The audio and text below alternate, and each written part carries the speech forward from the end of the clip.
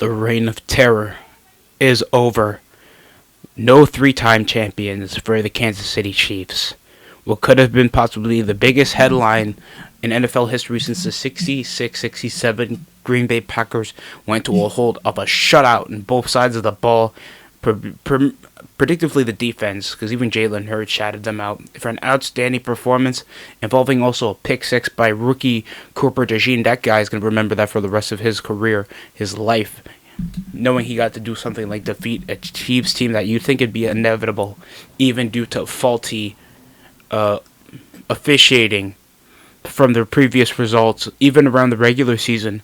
An unconvincing 15-1 record, only a 15-2 record after only picking up a loss of the final week of the season, the Buffalo Bills. What was an unconvincing team on paper got devastated against a superior offense, with the Eagles picking up possibly one of the most brutal upsets when they were trailing 24 to nothing at the first half. Saquon Barkley with a rushing and a receiving touchdown. A pick six. Patrick Mahomes with a record 6 sacks in the Super Bowl, with the largest deficit.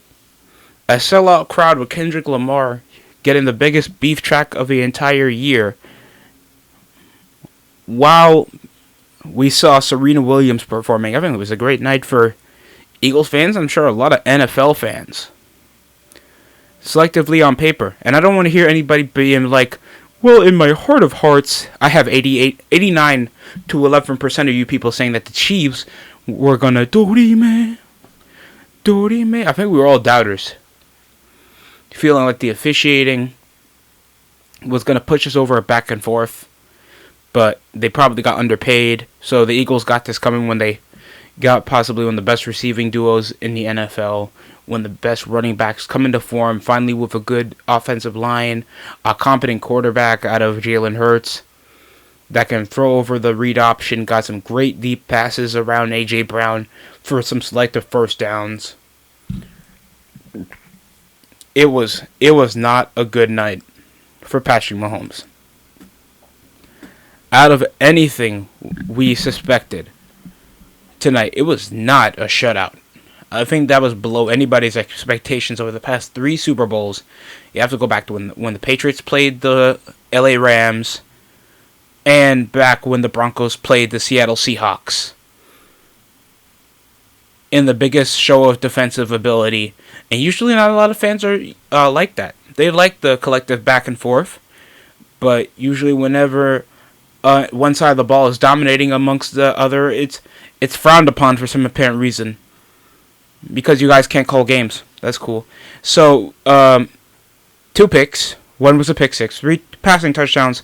Late, they didn't go plus 15 points since the fourth quarter, and they remained scoreless around the half. It was just not a great night. Like I said before, Cooper DeJean with a pick six. Outstanding performance. And that was after Melton Williams got a fumble recovery over a sack. It was just not great when it came to the offense. Travis Kelce looked complacent. He only had 39 yards. His biggest long was I think an 11-yard reception.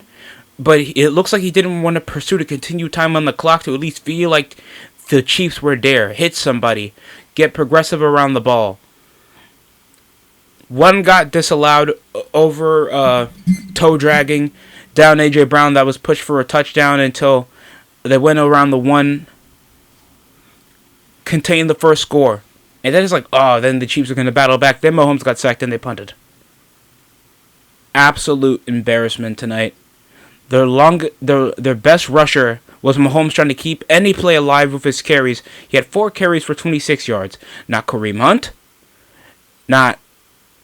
Not even Isaiah Pacheco. That only had 7 off 3 carries. They weren't attacking the gut because they were pass rushing like a mub. They're spreading over zone because they're so complacent around the receiving core, they forgot that they have a dual threat with an all-pro running back behind the center. so complacent, not trying to push over a spy. They didn't press over a spy until the fourth or third quarter. This was a complacent, very unprofessional, undisciplined team that looked like this is their first Super Bowl when they're playing off against a team that they beat 2 seasons prior. And this game was so poor. Travis Kelce been in doubts to even staying in the NFL. He already has a Hall of Fame career wrapped up for him in a nice bow, with Taylor Swift possibly going to cheat on him with a black guy.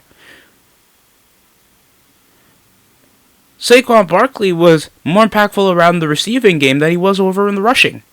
Jalen Hurts pushed over 72 large, hitting like a 15 long, 17 long carry around hitting them around like at least 30-something yard line.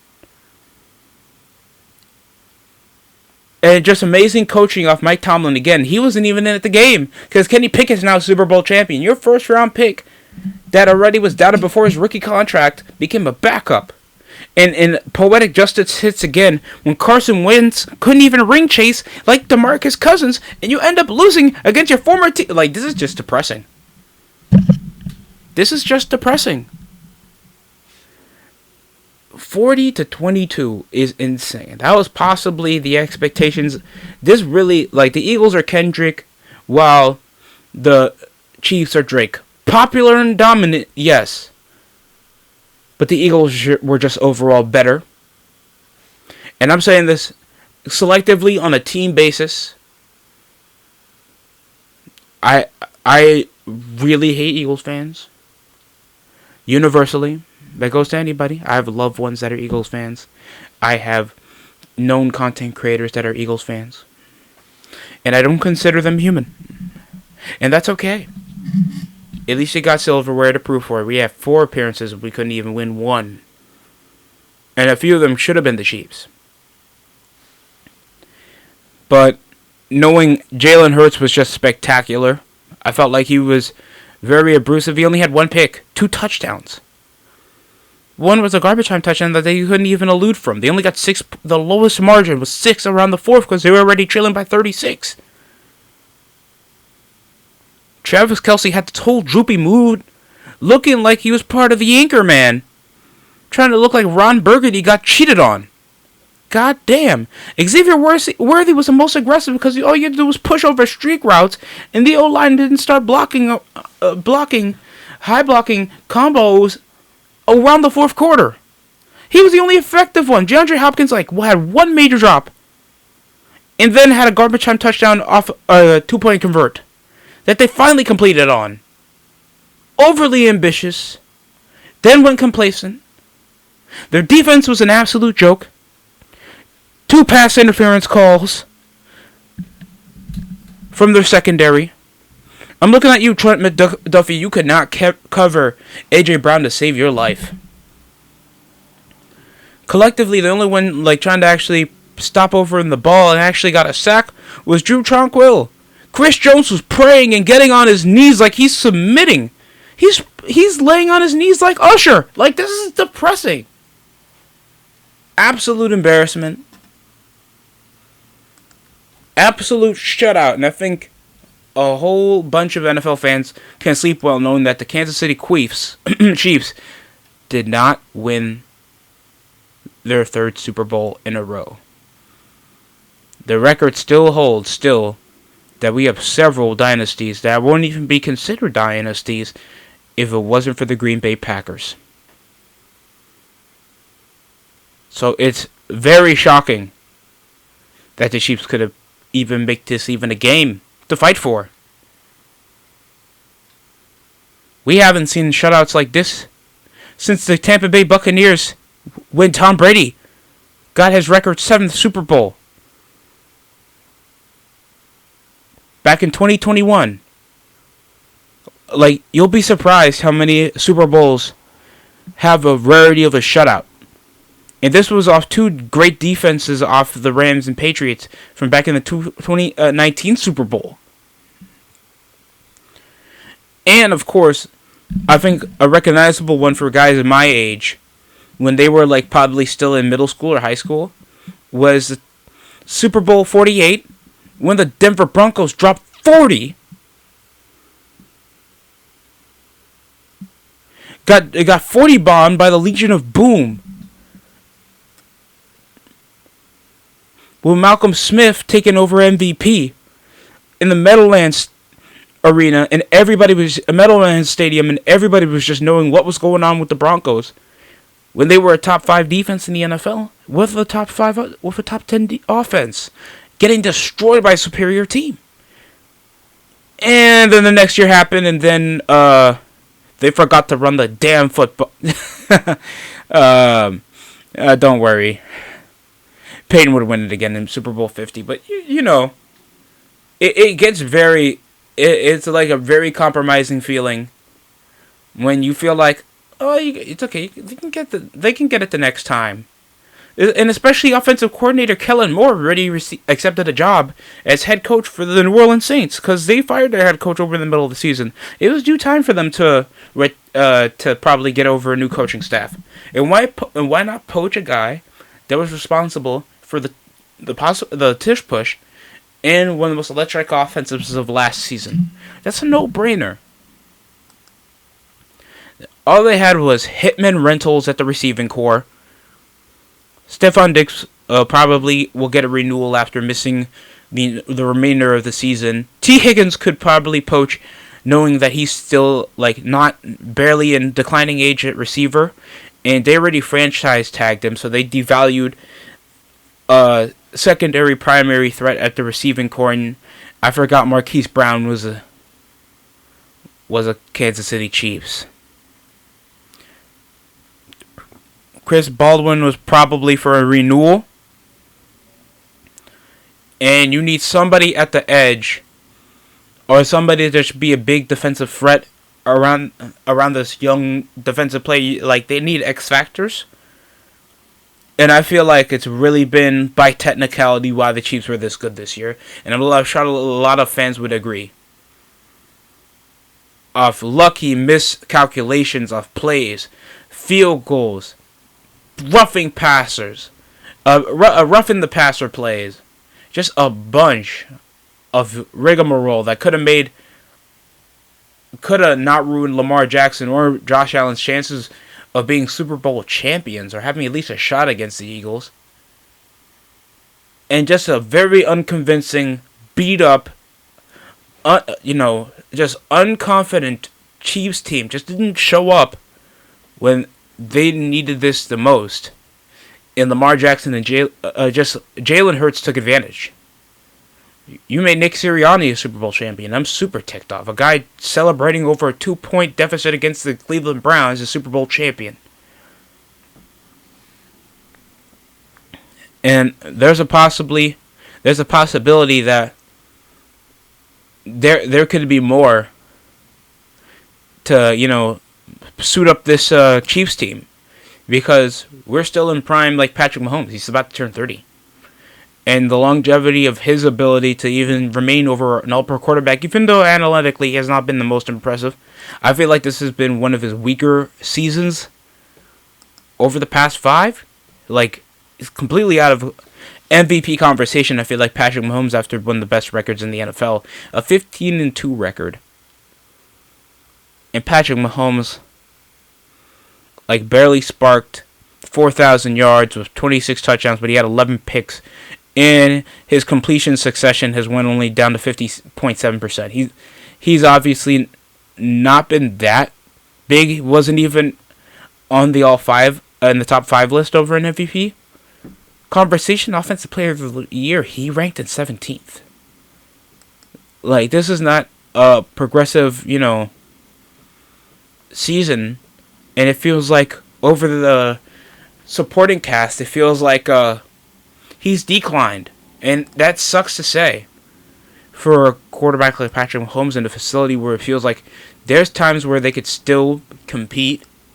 But I don't know if it's time to transition to possibly a new form of offense if they still want to be considered contenders. Because that would be pretty much a change for, I don't know, the best or the worst for the Chiefs if they still want to transition.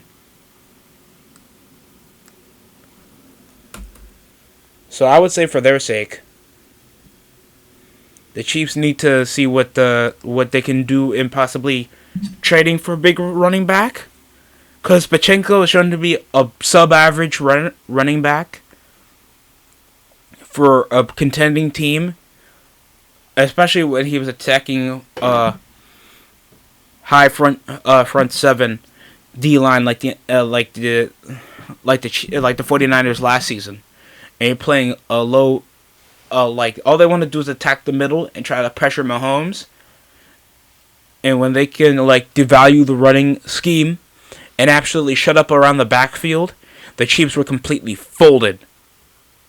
Like nullified any chance of Mahomes even getting to a receiver, even if it was like DeAndre Hopkins.